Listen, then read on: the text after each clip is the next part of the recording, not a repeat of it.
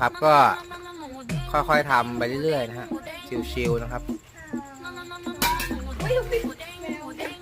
แมวป่วนนะครับแมวป่วน